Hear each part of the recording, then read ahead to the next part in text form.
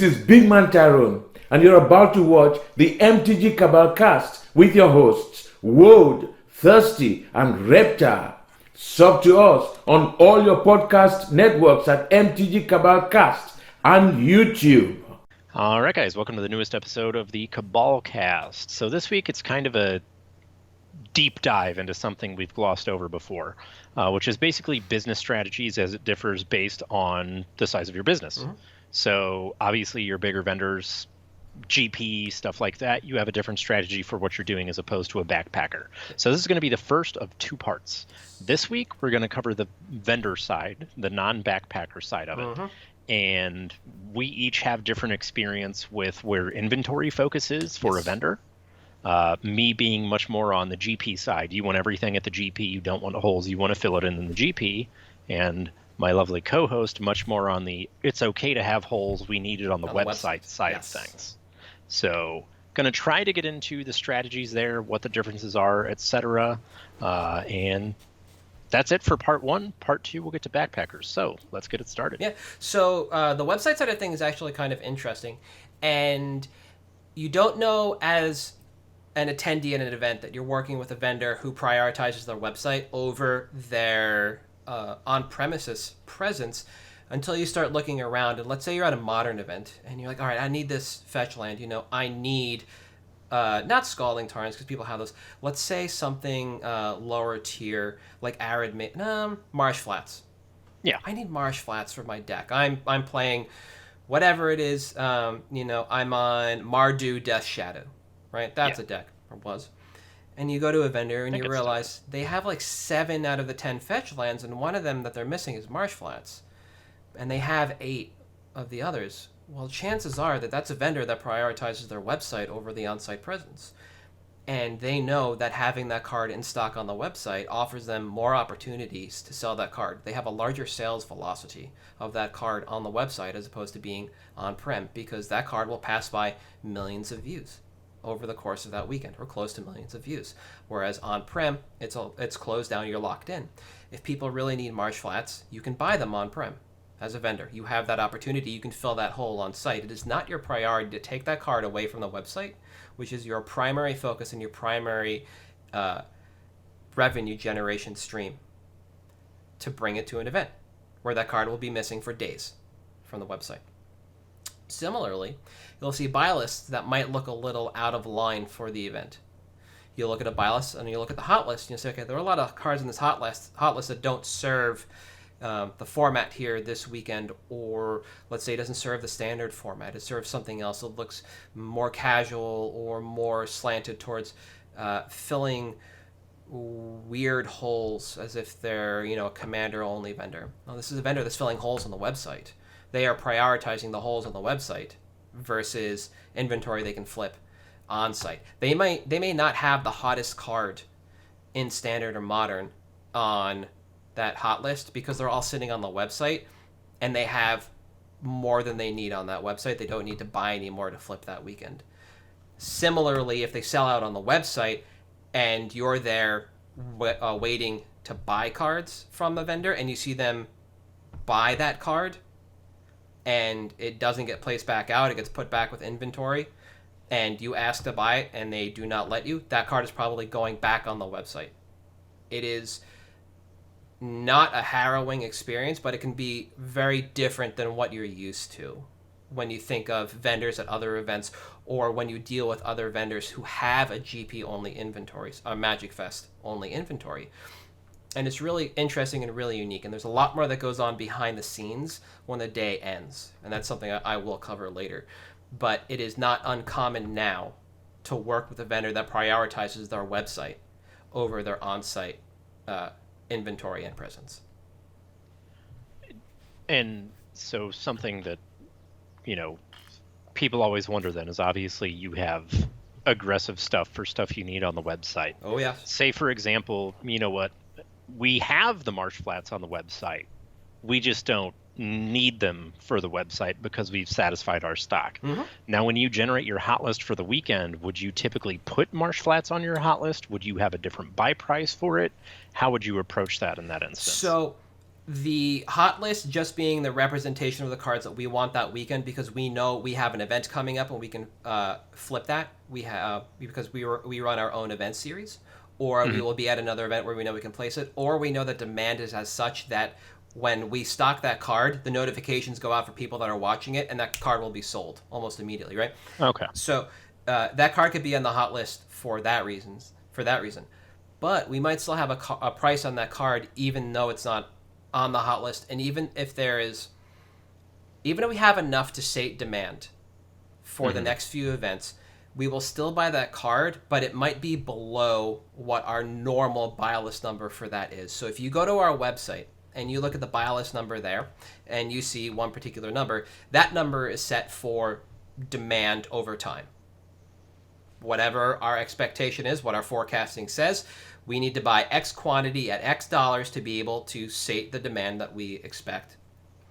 And on-prem, we know if the website is able to take care of that, then the numbers that we have received for that weekend are going to show that, okay, we actually don't need to buy that many of this card, so our number to buy that weekend will most likely be lower than what's actually displayed on the website buy list.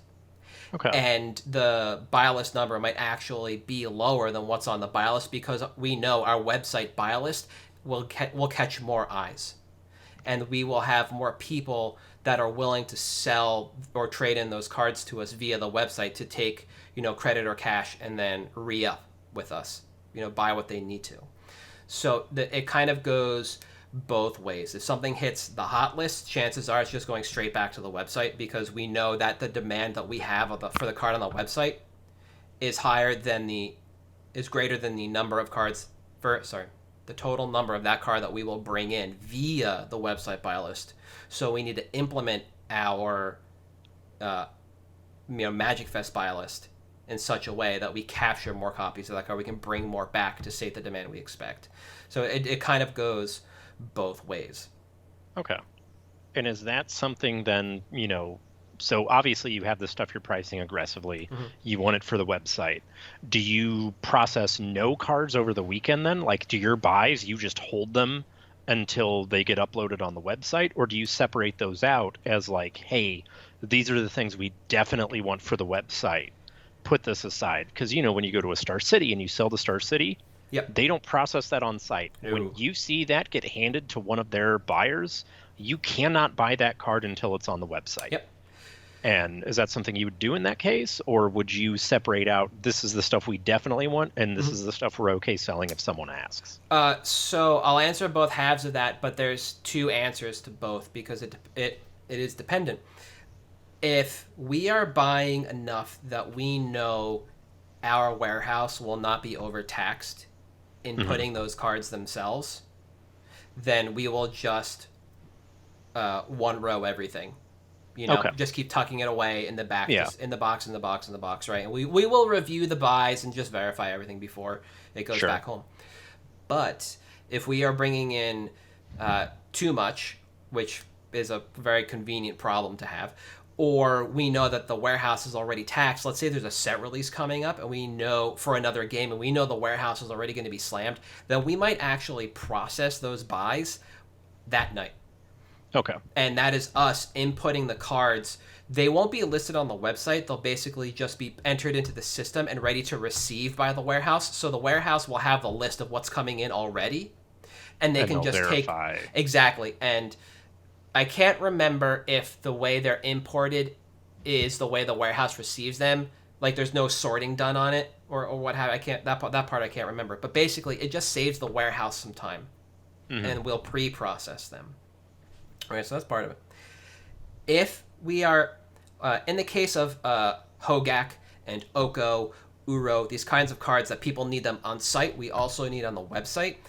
If we have noticed that we are able to just churn those cards on site immediately, and our buy list for them says, buy infinite at like 70+% of retail, we will do that. But if we can flip them at the same time and still bring some back, we will do that. We will try. Okay. We basically we kind of talked about before that the strategy as an attendee. somebody who's looking to work with the vendors, your days to sell are really Friday, Saturday, your day to buy is Sunday, except in this case. If we are buying Uro, Hogak, Oko, and we know we can flip it on-prem, we will stop that flip on Sunday. Okay. That will be a hard stop, but that's when we will just vacuum. Friday, Saturday would be the days to do that because we know that people are going to be playing them immediately. There's going to be that immediate churn, that immediate demand. And Sunday we will stop selling because we need to bring them back to the website, guaranteed. Sometimes, I mentioned that pre-process, we'll know on Friday night if we can churn on Saturday because we can look back and say, okay, the website needed 24 copies. We bought 18. We can feel free to churn a couple on Saturday if that's the case. It does work out sometimes like that.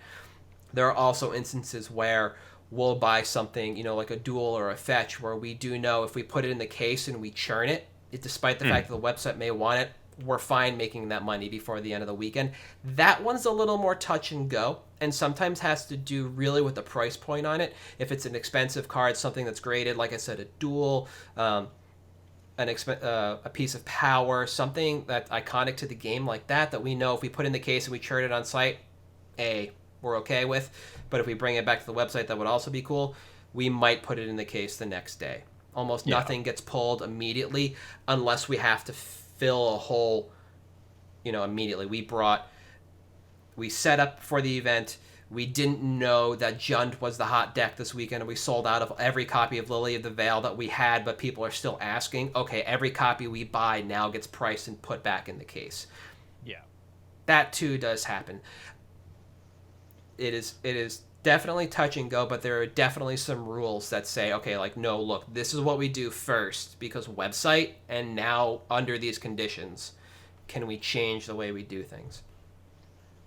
So then, say, obviously, usually there's, Star City one weekend, you might be at Comic-Con, and there's also a Pro Tour, obviously there's multiple events.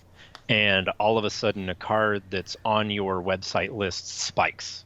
Yep. Do you then communicate with the website to see what the buy price they want to pay is?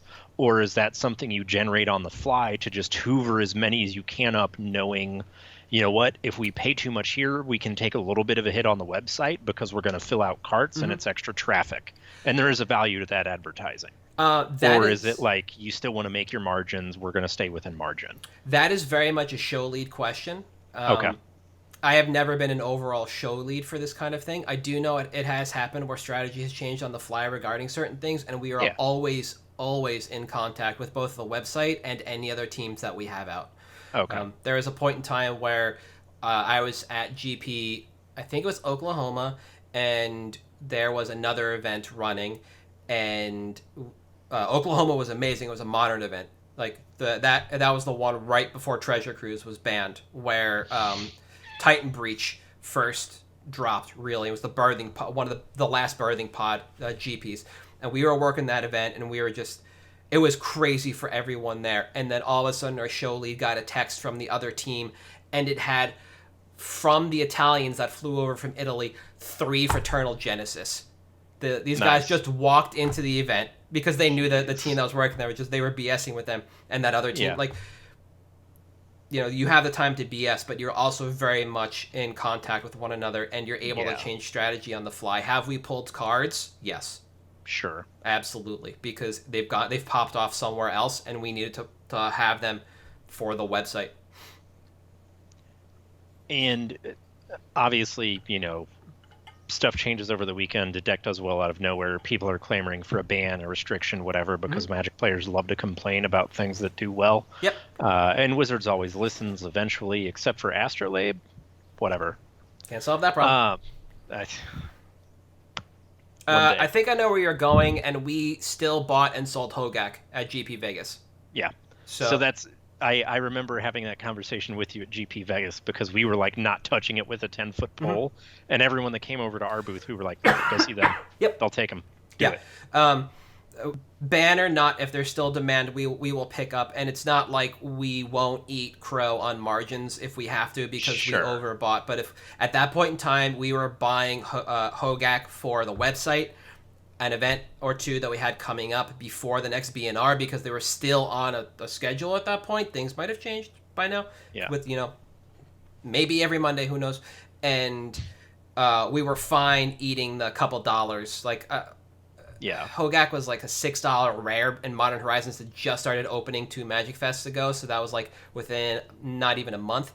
We were fine eating the Buylists price on that card because we'd get out of it eventually. We'd make the margins somewhere else. Hogak wouldn't just be a straight zero in regards to retail price. And I can't remember a time, aside from Deathrite Shaman, where we were told to stop buying a card that might have been banned, but the only reason we were told to stop buying Deathrite Shaman was because, like, that's it. We had more than hit our number on Deathrite, the number we needed for DRS. I also remember, speaking of eating crow, you guys at one point, speaking of high buy lists and being able to sell on the website, I think it was Detroit, where you went around and bought every single volcanic island in the room, even from other booths. Yes. Because you could sell them for more immediately on the website. So that's... we had orders coming in for Valks because there was a legacy event coming up that we were hosting. And so we had just sold out of Valks, and we upped our buy price to restock. Yeah, we will do that. If we have to up the buy price because we have zeroed out, we will do that. And that comes down to that communication that I was mentioning. Like, it doesn't happen that often that a buy list gets revised. Sometimes you'll see the hand edit on a paper buy list. The ones that are I love the most are the whiteboard ones, because like the whiteboards are the best. Oh, they're absolutely. But you can see where somebody just like took the hand across. They're like, F this, no napkin, no wrist, or just new name, new price, or whatever you need. Yeah, definitely. That's interesting, because I'm hearing that coming from my perspective. It's just booth. Yep. And you said, when you have your inventory for the shows, you take it physically off of the website inventory. That is correct. And then reprocess it when you get back, put it back up. Yes. Which is something we did at Mini, but not the typical crew I work with. We have an actual booth stock. We have booth case. Mm-hmm. And it's similar to the website philosophy in that we don't want holes. Yep. The thing is, this is our show stock. We want to be consistent, because when you go to every single show and you don't necessarily rely on the website model, which, as we're all seeing, granted current circumstances, might be the better model. Yep. Thankfully, they started developing a website. Thank you. And TCG Player exists, so people can still sell. Mm-hmm. The interesting thing for, going from the GP side is not only do we want to have completeness on staples, we bring those awful, 100 stack of Tome Scour. Yeah. Because someone's going to pay $2 for one of those, and it pays for the whole stack. Yep. And, processing and everything. And that's one of the things that I think affects overhead at those shows. Yes. Is having to ship a staple box or your bulk boxes. Or, your dollar rare bins, whatever. What you'll see, and I don't know if Joe Dan started this, from Magic Stronghold out in Vancouver, BC, Canada. If you go to a vendor and you see a bunch of binders that are taped together, those were exactly what you just said, the staple boxes. And somebody, unironically, went to Staples and bought those binders that weekend, most likely, unless they're monster binders, which just kind of travel in a suitcase. Yeah. And they just slapped it together on site. That is, for vendors that travel, the most amount of overhead that you can really expect, unless you're in Vegas. Vegas you can bring additional overhead. You can have stuff shipped to your hotel and be fairly certain you'll send it back. Or you're the kind of vendor that pallet ships. Yeah. So Channel doesn't really have... Channel does, but they don't have to worry about the overhead on that because they run the GP stuff, so their booth stock just gets pallet shipped back. Yeah. A pallet shipping vendor will be able to move more of that staple stuff than one that flies in with suitcases, and that's big to know as an attendee. If you wander around and you don't see vendors with those kind of binders or boxes, the ogre box, the bulk rare boxes, it's not because they just didn't want to bring them. It's because that is overhead that doesn't exist. You can't. When you have a website like this, you can't really just order those cards off the website. You can't just say, give me a random lot of bulk rares. That's not how it works. When you order off the website, you put an order in against your website as show lead. and you order out from the website and you pull that stock, and you have to be very specific, like to your additions and condition, quantity, everything you want pulled, you would have to tell the website you need that many tome scours. You can't just say, hey, go out in the back and grab me some bulk. Grab whatever. Yeah. So like that staple box that you see, if a vendor is able to do that, chances are that probably moves with the kit. It's not worth it to put it back into inventory because it could be foreign language and you don't deal with foreign language, and it was picked up in a larger buy part of bulk, what have you. It could be like bulk staples that aren't worth putting back on the website because they might be format staples but don't have a real value, like vapor snags. You can sell vapor snags all day long out of those binders, but you're not going to move them on the website. So what do you do with them? Well, you could either throw them away or maybe you pallet ship so you have them in the staple box. Like, I think that's a unique thing that all vendors kind of share, as long as they have the overhead to move it around, regardless of whether you're a website-based vendor or an event-based vendor. And I think, unless you have any other questions, I think the last thing I'd like to touch on is being a website vendor at a closed event. So what I mean by that is, it's your tournament series, or it's a pre-release, something like that, where you essentially have exclusivity, and that is a very tailored event. That's a very tailored buy. This one is very much based on data and historics, and you're looking at where have I been, what have I sold in this location before, what type of event is it. Sometimes, and when I vend up here at pre-releases, it is very much an EDH crowd, so I get a lot of recent EDH cards, but I also get some flashy stuff, like to remind people, like, hey, you can, if you want, sit down with me and like trade in to this duel or this foil JTMS or what have you.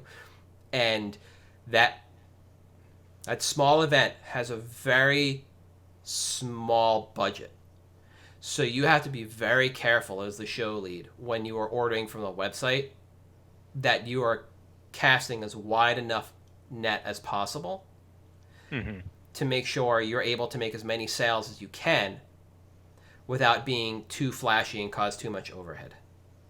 Because these cards are all going to go back on the website for the values they were ordered out at, which is Buylists, I believe, when you're show lead, or retail if you're stuff set up that way.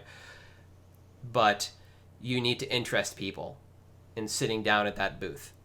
You're not there at these small events necessarily to sell a lot of times. You're there to buy, because you don't come around that often. You want people to just throw everything at you, but you have to give them a reason to talk to you and work with you that isn't just cash. Some people are just cool with that. That's, they come once every 3 months or 6 because you're there, this is your event series and this is all you do out there. It's a very unique avenue for exposure and dealing with your clientele, and you have to know that. And it is probably more difficult to order for these as a show lead to place the correct order to allow that to happen than it is for something like a legacy event. Yeah. And you're like, and I think correct me if I'm wrong, for this, you want to have a show lead that does the same sequence of events, correct? Like, they do all the pre-releases. Yep. They do, okay. Yeah. You want a show lead that knows that area, basically. Yeah. Your show lead that works the general, like, U.S. Southeast to, like, South Central, so Florida to Texas. That show lead is going to be able to tell you, like, hey, anywhere from Florida to Texas, if we go to a large event there and it's modern, Pioneer, send us burn everything, just red, white, burn. St. Louis too. Yeah, it's the burn meta. Yeah, and your people that are evaluating how the shows went are looking at the final numbers. They're not looking at what generated those numbers. Yeah. And your show lead is the one responsible for making that order and verifying that everything went back in and kind of tracking that data. And if you have one show lead for the company, cool. They have that data in front of them. at all times, they should be able to handle that. If you have show leads based on area or experience, very similar. The pre-releases up here, we very much rely on one of our show leads that has like a lot of experience up in New England and the Northeast. So basically everything from PAX Unplugged down in Philly all the way up to anything that might be handled in Maine. Like we rely on one particular person for all that stuff because they have intimate knowledge of this area and can give a much better idea to anybody running that show of what they should be able to expect and what they should be able to look for when they're buying and selling. Yeah. Okay. So you, however, live the booth life. Yes. So booth life, like I kind of touched on, you have a little bit of a broader net in terms of what you're bringing. Rather than having the website, it's almost similar to what you talked about, where you have a closed show. Yes. So when you come to a booth as a lead, you want to have your top 100 staples for the formats that are played, that will be played that weekend, with an emphasis, of course, on EDH, because EDH happens everywhere. Yep. So you want your fetches, you want your duels, you want that stuff, of course. But you also, when you're going to a modern event, you want to bring, all of the shocklands you possibly can, your Tarmogoyfs, your Chalice of the Void, stuff Path, like that. Bolt, Fatal, Push, everything that people are going to want. All the way down. Everything you Gurmag can imagine. Anglers, what have you. Yeah. And, you have a staple bin. The thing about the staple bin is it changes by the show. Okay. So you have to know, all right, I'm going to a modern show. Great. What are the modern staples I want to bring that are the commons, uncommons, the bulk rares that I can sell for more than bulk rare price, that are just stuff you know. And the thing is, when you do this from working as show as your primary, you have a large show inventory or show stock, and you don't take all of it with you all the time.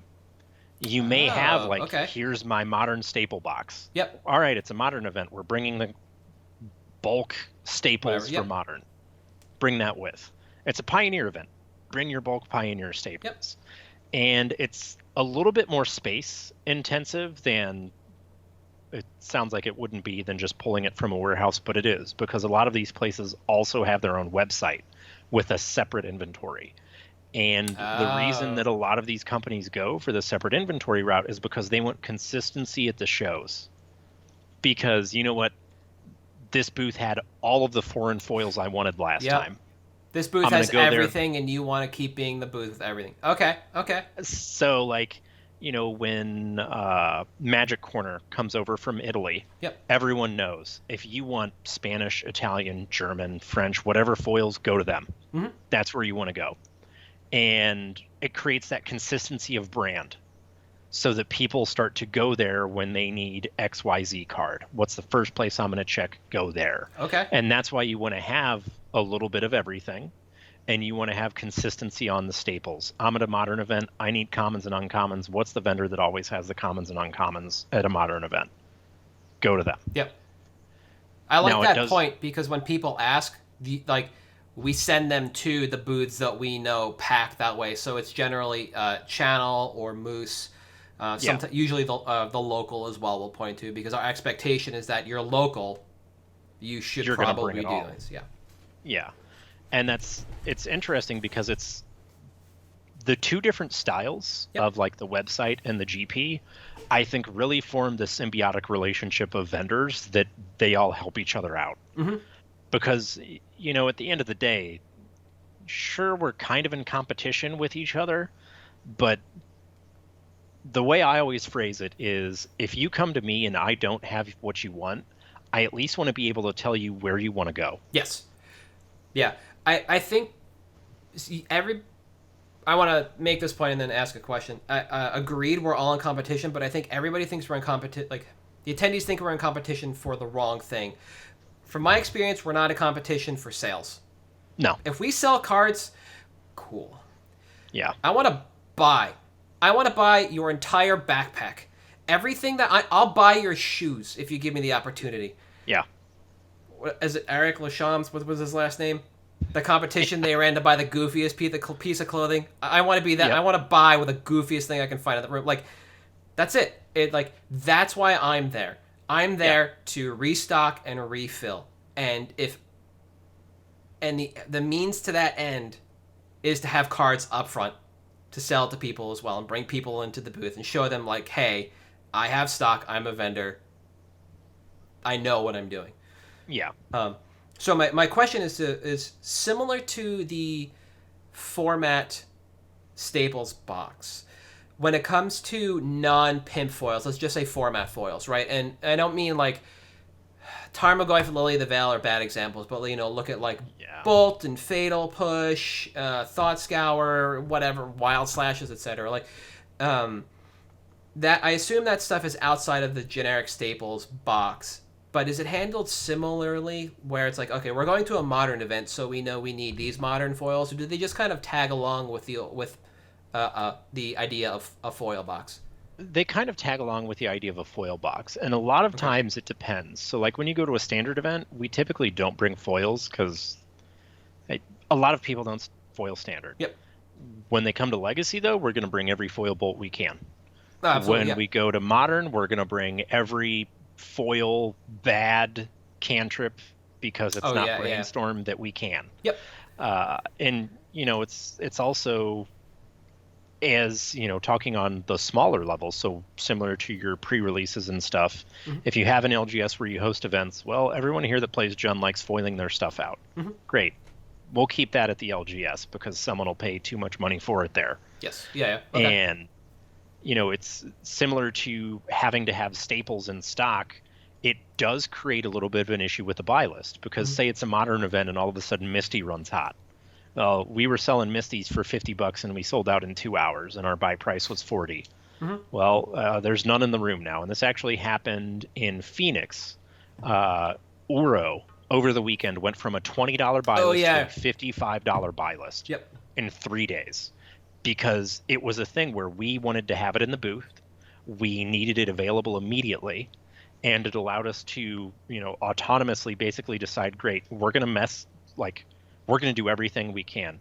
Great, we can't get it in. Someone has it for 35 stickered in the room. Our buy price is 40. Yep. Someone is going to go over there, buy it for 35 and sell it to us for $5 profit, and that's fine. This is vendors competing. This is how vendors compete on the weekend. And it's about buying cards. And it's similar to, there's a couple vendors that basically work with some of the Chinese vendors overseas, so they have insane buy prices. So what they do is they come around before the weekend, they show you their buy list and say, what do you have that you can sell at these numbers? And you ship them a one row and you get extra buy cash for the weekend. One of my favorite things to do is going into locations like Detroit. And hear me out. I love it for the exact reason I think you're going to say. And Orlando, maybe, where we have made inroads with stores in the area, and we come in with extra cash in hand to walk into a store and just ask the guy at the store, okay, who's the register jockey, where's your owner? Dollar bill, y'all. We're talking about your case. Let's go. And just hoover it up. Yep. And it, kind of an issue with that, of course, is you run the risk of getting burned. Yeah. Because even on Sundays, there's days where you want to pay too much money so you have it for the one guy that might come up and pay insanely too much money for it. Oh, yeah. And sometimes, the price tanks after the weekend because, while in Phoenix, the sticker on that card was 60, it didn't get above 45 on TCG. So you had to start tapering off and judging a little bit more carefully. And the thing is, that requires you to be a lot more attentive, not just to the feel of the room, but also what other vendors are doing. Because if you're the last person to lower that buy price, you're going to get them all. You're going to get caught with your pants down, basically. Yep. And so periodically you'll see people in, branded shirts walking around, checking out all the booths, and they'll ask, and we all know we're doing it. Oh, yeah. What's your buy price on Uro? Cool. What's your buy price on Uro? What are you selling it for? Doesn't matter. Everybody does it. But it does cause your hot list to shift. Yes. And similarly to where you said you have items where you just pay too much money because you can sell them on the website. Yep. when you are like a primary GP vendor with an LGS and you're like, hey, I got a guy that's looking for Bayou. I'm not going to hot list it, Yeah, just to get the one. but No. I'm going to pay someone 90% on that Bayou to make my local happy. Yep. Yeah. And that's one of the key things for staffing and communication and like your GP primary business models is someone needs to have a beat on the local scene as well. And you don't necessarily have the analytics and stuff that you would from a website. Yeah. Yeah. You might not be able to access your inventory and see, oh, well, shit, we just sold 12 Volks while we were here this weekend. Let's buy them all. So it's a little bit more, I guess it's similar almost to a backpack. Being a backpacker and kind of having that information stored in your head and needing to know, like, all right, well, what can I move immediately? What is selling well locally? And oftentimes it's literally just one person on the entire team is that guy. The one person knows what's going on at the store, and they'll give like a little rundown before the weekend, or if things change, or, you know, sometimes it's your head buyer that just happens to know one of the locals that's a whale and foils out a bunch of EDH decks. Yeah. God, I think he needed a Misty Expo. Put it on the hot list. We can erase it as soon as we get one. And perhaps I think the most fascinating thing to me as a primary GP vendor is we call it the attention buy. And it's the item you put on your hot list that seems utterly ludicrous to have on there. Okay. And it's this weird, like, well, either you're going to get it or you're not. But, for example, like Bernie has put foil Russian Ravnica Dark Confidant on his buy list for $800. The amount of people that have had it, 0. Yeah. But probably 80% of people ask a question about that. They say, why is this on here? Well, company owner loves foil Russian cards. He just wants to buy one. But that's not all we buy. We pay a lot of good money for cards. And it's a good segue into sitting down at the table, unfolding a binder, and selling a bunch of cards. Yeah. Our move is usually, you know you're buying this for too much, right? Yeah. Yeah. Yeah, we do. Sure. And I think that's one of the differences is kind of how that advertising works. Yeah. Because it's a lot more kitschy on like the GP only side sometimes. Who is it? The vendors for the vendor from China that uses the projector, MtG Mint. They had Lotus for 10K on their buy list for almost all of 2019. The top card, the top left of that buy list, and I assume, you know, depending on where you are in the world, they would flip it based on you top left, top to bottom left, right? Yeah. And it actually set the market price on Lotus that entire summer. Nobody could sell a Lotus for less than 10K because their buy price said they shouldn't. Yeah. And that's the type of thing that as a GP only vendor,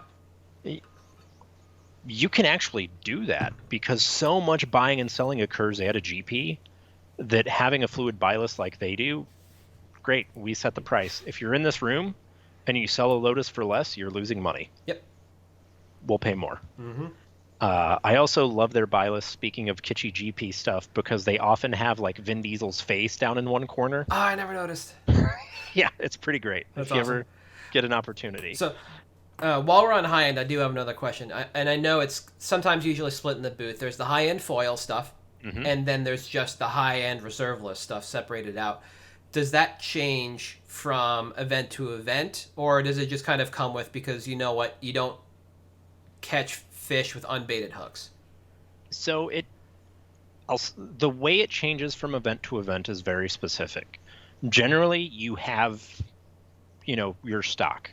When you go to Vegas, when you go to Eternal Weekend, when you go to a really big Legacy GP, rest in peace, you'll typically pull out all the guns. And if there's some stuff that's a little bit higher end that you don't always take, like your Alpha Duels, you know, Black Border Lotuses, a whole set of Arabian Nights, just really weird stuff like that, you'll bring that stuff out for those events. Yes. You'll bring it out for Vegas, you'll bring it out for Eternal Weekend, Mm-hmm. but you won't bring it to your normal GPs.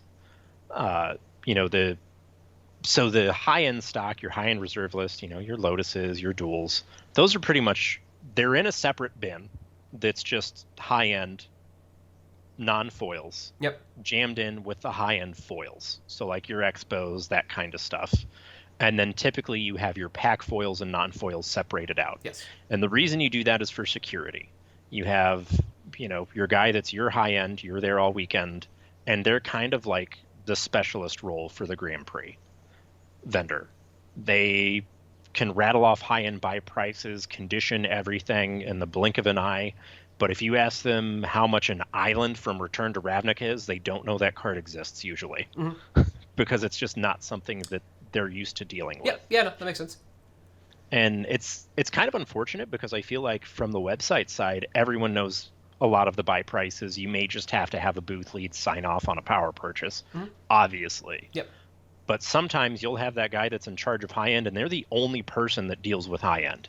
It's not a matter of approval. They're the only one. So you can have a line of people waiting, which does sometimes create, bad customer service.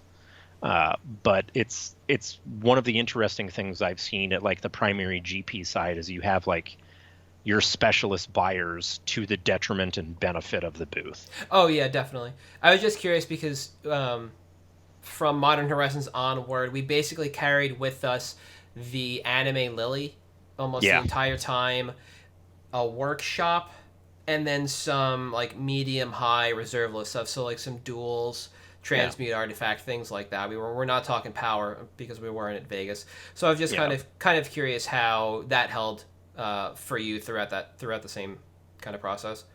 And there is a little bit of a differentiation between a Star City and a Grand Prix. Okay. So the belief in like your traveling vendors is primarily your Star Cities are to sell. Yes. Yeah. You buy at GPs. And Star Cities, you can get rid of foils all day long. So if you've got your hard to move foils, like your 7th and 8th edition foils, ship them to a Star City. And the reason for that is because the Star Cities are a much more localized event as opposed to the Grand Prix. And because of that, you get your local players who foil out EDH decks and they don't care what version it is if it's foil. Or they play modern F&M every week and they don't care what version it is. They just want to be the dude with cool foils. Yep.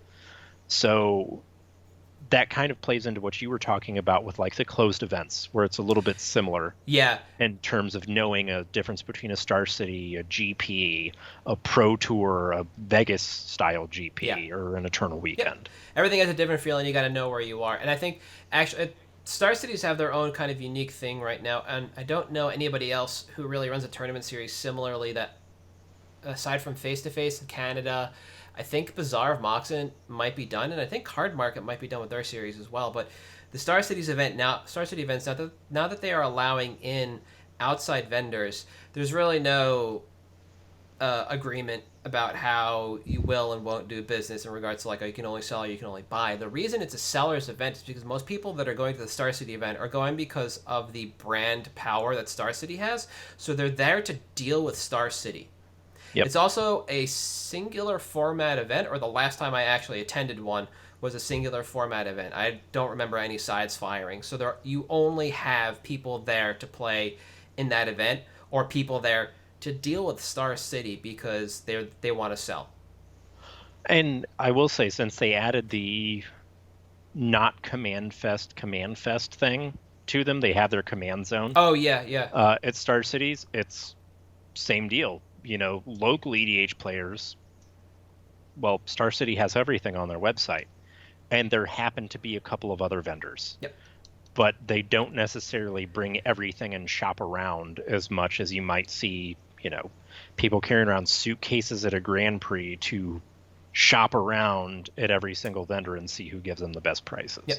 And the last time I was at a Star City, the vendors there were also pretty specialized too. So I bought some stuff for my queue, but one of the vendors there only sold like foils and altars. and Yep. signed cards. That was their thing, and that was awesome. But that's way more specialized than you would ever get at a Magic Fest or a Grand Prix. You're not going to find a vendor that deals only in that, you know. No. Um, so And that's the nice thing about that you can get that at a Star City is because the overhead's so much lower. You don't, you can man a booth with 3 people and be fine Yeah. at a Star City. Whereas if you do that in a GP, everyone's going to want to blow their brains out 8 hours into Friday. Oh yeah, and absolutely. And a lot of that has to do with the fact that there just are no side events. It is that one event, so you don't have that extra crowd there just kind of farting around waiting for their flights. Like, Yeah. it's a blessing and a curse for Star City because they staff exactly for that one event, but at the same time, vendors can only vend to that one event. Yeah. Like I said. And it's interesting, and I think that's looking at the website only model, and the similarities to that and the primary Grand Prix model is where you kind of see a lot of crossover. Yep. Between someone that works for Star City and goes to like TOA or something like that, and that those skills do kind of cross over, and it's not absolutely. They're not that different, despite the differences in business model. Yeah. I think the last question I have, and because I've wondered about this, as somebody who works for the website, my week is essentially like Wednesday to Sunday. Yeah. So my weekend would effectively be Monday, Tuesday, because Wednesday is a travel day, Thursday is set up, pricing, everything else, then Friday, Saturday, Sunday event, right? And then I go back home. And then I go back out, and I'm flying or shuttling everywhere because I've got to go and get my stock. When you're kind of free to like travel, so to speak, with the inventory, does that change? So it's still primarily like, say the GP is Friday, Saturday, Sunday. Typically what you're going to look at is you'll have fly-in Thursday. You've got a little bit of the afternoon to, fart around, do whatever you want, try the local food. Yep. Typically, you're going to do some processing that day. Prices change. Friday, the event starts. You're doing processing on site as a GP vendor because typically you want to pump that inventory out right away. So you have a processor in the back who's going through that. Now, one of the issues is at the end of the night, you've probably still got stuff left to process. You've got to get it done. Because if you don't, you're not going to get it done all weekend because Saturday and Sunday are much busier than Friday is. Now, there's 2 different ways that I've seen people handle travel afterwards. One company I worked for traveled back Sunday because we were expected to be back to work Monday. Okay. The other side is you fly out Thursday, you go Friday, Saturday, Sunday, and you either fly back Monday with Tuesday off, or you fly back Sunday with Monday, Tuesday off. And the way they typically did it was literally just like, hey, do you guys actually want to spend an extra day in Richmond, Virginia? Or would you rather sleep in your own bed for an extra day? And in the case of Richmond, it is literally always sleep in your own bed for an extra day. Yeah. Whereas Vegas, for example, it's probably going to be, can we just fly back Tuesday and just hung over all week? And that's, so it kind of depends on, your show lead and what the staff kind of wants. And that's kind of the interesting thing about it is, if your primary work is the GPs, you have a little bit more flexibility in that. The problem is that, conversely, if you're doing GPs, you're traveling every single week. Yes. So you may only be home for 4 to 6 to 8 days a month, and that's it. Yeah, this is something we've talked about. It's just with the way everything has to work between the 2 models. I was very curious to know where that window of respite was. Yeah, and it's kind of, the lower you are on the totem pole, the more space you have to work with travel. And a lot of times when vendors bring on freelance for the weekend, it's literally just, hey, when do you want to fly in? When do you want to fly out? Yep. Great. Cool. There you go. Yeah. You've got a hotel while we're here. If you're staying after, you're on your own. Yep. That's the worst part, especially flying back somewhere else where the vendor isn't located. It's like, okay, we will be here and your hotel room is until this time. You have to figure out your flight in, your flight out. You will be reimbursed for that. But if you need a night on either end for whatever reason, that's on your own dime. Yeah, And exactly. I assume for you that works out a little better because you at least have the ability to fly into and out of a bustling metropolis. I'm flying out Yeah. of Podunk, so Yeah. for me, there are times where I might not fly out until late Monday night when everybody else is flowing out early Monday morning or midday. So I just chill in the airport. Like, Yeah. that's me. And now my weekend has started in an airport. Yeah, which is never fun. And if you're getting the red eye, it's even worse because if anything happens, you're screwed till There's the a next day. reason why I pay a fee for my American Express card every year. Yeah. Yep. It's $495 a year for this card, and I use every ounce of that card. Yeah. And that's the other interesting thing is even on both sides, GPN website, the credit card game, which is literally just what company card you're using that most benefits your company. Is it cashback or miles? But that's another discussion for another day. That's the internal discussion. Or if you follow like Brian Kibler and Randy Bueller on Twitter, just go back like 3 years. You can see it on their timelines. Yeah. All right, you ready for picks? Boy, am I. All right. So you can go first this week because I went first last week. Okay. So I've got a little bit of a doozy here because I don't know that I'm sure of it. I'm very sure of it. Okay. I'm not sure how timeline is, and I hate standard. So with those caveats, Nissa of Shadowed Boughs. All right. Whoop. Gotta get something gatherer. 4-mana planeswalker that protects itself to get bigger and has a landfall ability. So it's one of the static ability planeswalkers that are stupid and they never should have done, and they should have stopped designing them a long time ago, a year, whatever it was. But they didn't, and here we are with another one. So why Nissa of Shadowed Boughs? Well, because this card is stupid. For 4 mana, you get 4 loyalty, landfall, put a loyalty counter on it. +1, target land becomes a 3/3 with haste and menace until end of turn. It's a land. -5, put a creature card whose CMC is less than or equal to the number of lands you control onto the battlefield from your hand or graveyard with 2 +1/+1 counters. So where do I see this card seeing play? Certainly not Vintage, certainly not Legacy, certainly not Modern. I could see it in Pioneer, and I can definitely see it in EDH. Mm-hmm. It falls right into Gitrog Monster color combination. It falls right into Marin color combination. It falls right into Glissa color combination, which is another card that likes to reanimate things. Mm-hmm. This is just a casual all-star. It's aggressively costed. It protects itself, and it loves lands in a color that loves to ramp. That Jund Lands Matter commander, the Windgrace, that precon didn't involve lands at all. This card should have been in that because lands clearly matter here. One of the interesting things about this is I am not sure if you are better served on foil or non-foil. Now, why do I say that? Looking at TCG right now, the low for an LP non-foil is $2.51 plus 78 cents. The low for a pack foil, 30 cents more with the same shipping cost. So there's a very narrow delta there. Buylists don't really exist on the card yet because it's in standard and everyone opened 1 million boxes. So, because Omnath and other stupid cards from the set. But I think that in about probably 8-ish months, it's going to be a little bit longer here, you're going to start to see this card really take off in EDH. Especially knowing we're getting werewolves, vampires, stuff that matters with graveyards.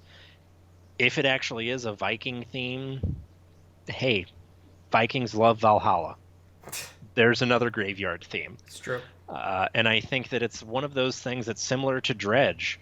The graveyard gets better, and graveyards matter cards get better the longer Magic lasts. Yep. Because it's the type of card that just rewards you for doing what you're supposed to do anyways. Play the game. Play lands, play cards. Mm-hmm. That's it. it rewards both of those things, and I think that for $2 to $3, that seems incredibly good to get in. And I think it's the type of thing that you could literally just go into your LGS and be like, I'll give you $1 for every single one you get. Some of them will say no. Some of them will be like, yeah, we're only paying $0.25. Take it. Yep. I don't think that's bad. I'm always down for criminally cheap planeswalkers, price-wise. And I think this one does way too much for the current price point. I agree with you that this is basically overshadowed by the fact that everybody opened a million, so the price is obviously going to be suppressed. But the fact that we've just had so many good sets for Commander come out that people are just unfocused right now. Yeah. And they've had a very hard time selecting what they need for what they're trying to do already. People are experimenting and rebuilding, and that's awesome and that's great. But for something like this to pick up, you need strategies that exist to embrace it, because you're not going to reinvent the Reanimator strategy. You're going to add onto it, and then people are going to realize, hey, when you pair this with any green-black X strategy that uses the graveyard, this slots right in because it is repeatable reanimation, and that is key. That's really good. Yeah. This is why we liked Haunted Crossroads. Volrath Stronghold is good for that too, where you can just recycle creatures like this. This card definitely has the ability to -5 twice in short order in most graveyard-based decks, because you still have to ramp to some degree, especially if you're playing Gitrog Monster or Muldrotha. You're going to be ramping, and you're going to be playing even lands from your graveyard in both of those strategies. It is very worthwhile to keep your eye on this. Combined with things like Thawing Glaciers that allow you to just that basically give you 2 landfall triggers a turn, or can. It is very easy to abuse. Abuse is the wrong word. -5 this multiple times very quickly. I'm in 100% for cheap planeswalkers that do things, and I think this is a really aggressively costed planeswalker for what it does, and definitely something I would keep my eye on for the long term. I agree the timeline is a little dodgy, and as far as versions of this card go, it is the cheapest foil version you can get by a lot. The foil is cheaper than the full art version right now. Tells you a little bit. And I think I would be happy picking up a couple foil copies. Straight up TCG. You filter on foil, I brought it up. And you have near mints mixed in with near mint and LPs. This card is just not priced well. People are still racing to the bottom on this. You can buy it now, buy it in a week. I think this is definitely a card to pick up a couple copies of. I would be happy to own it. My card, I think it's good. I agree. I'm sticking with my EDH roots, and I'm picking a card that I've been watching for a couple months. Whoops, that is the wrong thing. That's still the wrong one. There we go. MTG stocks. I chose the right scene this time. Windborn Muse, specifically from Legions. So Windborn Muse is basically the card Propaganda, Ghostly Prison, and there is another white creature, a commander, I'll bring up in a second, that does the same thing. It basically just makes you harder to attack. So I've been sitting on this for a while, and as we can see in stocks, it looks pretty good. It's got a nice curve over time. The reason I've been sitting on it is because of this plateau that happened basically from Theros all the way to Ikoria. It was, a 5-month plateau. It jumps a little bit, and then it plateaus again. And you have almost an entire year where this card does nothing in terms of market price, and then the average just sits flat for the last 3 months, while market just rockets. But Buylists don't respond. So this tells me that there's a little bit of demand, but not quite enough. So right now, if we're going to be buying in, we're going to be buying in on the upswing from a plateau, and I'm okay with that because we are currently, again, plateauing. Now, I say that, and you're like, well, why would we buy in a card that does nothing but rise and plateau and rise and plateau? A number of reasons. The first one is that it has never fallen in price. It has done nothing but increase Every plateau has led to an increase. This is a surefire gainer. Now, Card Kingdom has basically been buying somewhere in the neighborhood of 20 to 25 copies of this card for the last 4 months. And their buy price has finally gone up. It went up from $2.40 when I started tracking this to $3.50 over this past weekend. And this came several weeks after the TCG player spike that we just saw. So Card Kingdom's finally reacting to this. The set foil's $9 on Card Kingdom as of this weekend, and that might actually be a decent purchase if you want to spend the money on it. Just, it's again going to gain. It's from Legions. It's an old set border foil. It's going to star foil, correct? Because it's Legions. Yep. So it's going to look badass, and you'll be able to get out of that at a profit, no problem, at any point in time. Yeah. But the reason I like this card is because it plays in EDH in this kind of unique area where it wants to slow the game down, which seems kind of poopy because who wants to play a long game of EDH, but it doesn't do it for nefarious reasons. Unless you're the kind of person that plays Grand Arbiter Augustine IV. That's a nefarious reason. Now, you look at the list of generals and you see things like Celestial Kirin, so you're seeing mono white control, Grand Augustine, and Thalia later down in the list, which represent taxes or stack style decks. But sprinkled through in here, the rest of these generals, for the most part, make up Pillow Fort style decks that are meant to slow the game down so that everybody is on an equal playing field, but also benefit the entirety of the table. And it just allows you to wall up and do your thing without other people really trying to get in and attack you. So you look at the cards that play along Seedborn Muse, and you'll see it's like Shield of Safety. Yeah, it is on here. That basically just makes you uber hard to attack because it just stacks attacks on attacking you for each enchantment you own.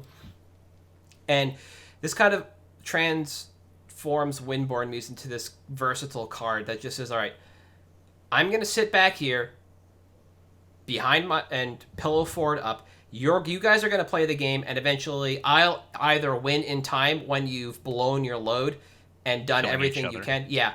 And I'm just going to sit here and chug along quietly and keep up with this game. And ultimately, like I said, either take control or lose because you're just pillow 40.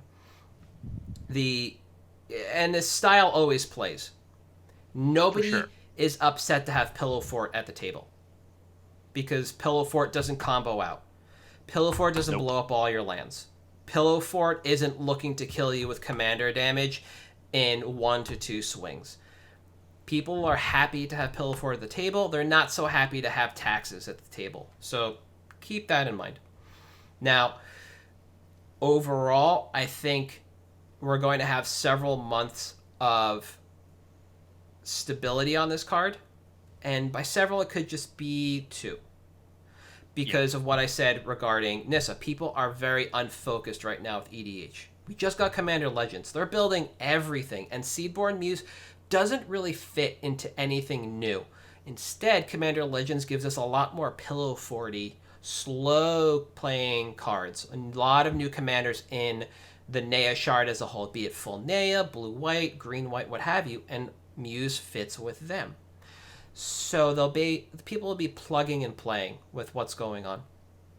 So I expect while that's happening, another plateau. And we'll see this for about 2 months. Then the card will start to move again. I don't expect to get out to a buy list at profit for almost a year, but I would expect to get out in trade or sale on the open market shortly after that time period is up. I think foils are probably good to go within the next month or 2 if you wanted to move in, because they're not making any more of the 1 time that this card was printed in, 2 times this card was printed in foil. 10th edition, Legions. They're not that far apart in terms of the overall timeline, so the print runs between the 2 are not that much larger. They're not magnitudes larger. And I think it's worth noting again how relevant the old card frame is. Obviously, we can get them to reprint it now, but it looks distinctly different. And it's, like you said, kind of this eternal play style. Yeah. It never doesn't play. I love CEDH. I tried to make Pillow Fort CEDH work, and it was Estrid Stacks, and I ran Windborne Muse in it, and Ghostly Prison, and everything else because like that's it plays. Yeah. Even in a format like CEDH, it plays. And I think that that's the type of thing that, as far as liquidity goes, that's really where you want to be. Mm-hmm. Because, yes, it's not reserveless, but the fact that it always plays means it's going to be very hard for you to just, get caught with your pants down and lose your load on it. I think liquidity is important to mention here because this is not a card that I would buy like 12 plus copies of and expect to move on the open market immediately. If I bought 4 to move on the open market immediately, I would be happy about it. If I'm going to move this to Buylists, I'm going to buy more. My timeline is longer, and at that point, I'm okay moving some to the open market in the interim to make my money back. But I wouldn't expect to move that many on the open market. They are not illiquid. They are definitely liquid. They're just harder to move. Of note, this card was reprinted in the original Commander set in Commander 2016, and those really didn't do much to the price. It's done nothing but go up over the years. And I think that's something to pay attention to, too, is that the reprint risk here is almost entirely an EDH product, which doesn't have a large enough print run to largely impact the price. I'm not going to sit here and tell you you're wrong, but they did reprint... I should say. They did reprint Seedborn Muse. That was in Battle Bond. So it's fair. not like they're above printing the Muses, but it is a cycle. So if they wanted to, they could reprint the cycle somewhere in a supplemental. And Seedborn was more out of the idea that it was needed for EDH than anything else. It's a Battle Bond, right? It's meant for EDH. So obviously you put Seedborn Muse in that instead of wasting your reprint equity on a Commander set, like a Commander year set. If we agreed that the only time we'll probably see Seedborn Muse is as a reprint in a Commander set, like Commander year, because this is not a product that plays well in Draft. Walling up like this in Draft is not fun. Very true. It might have played in Battle Bond where you had land tax as well, because that kind of forms that strategy of, all right, let me wall up, let land tax tick a little bit, and I'll do a thing. But you've got to give somebody a reason to want to turtle up behind Seedborn Muse and Draft. Otherwise, you're just going to create a really obnoxious Draft environment with this irregular rare. So bad. Yeah. So I would expect this only in pre-constructed supplementals unless they decide to build the Draft set around it. Fair. You have to account for it. So I think the reprint equity is low. I will agree on that. We just have that one point for Seedborn Muse to remember. And that's it. True.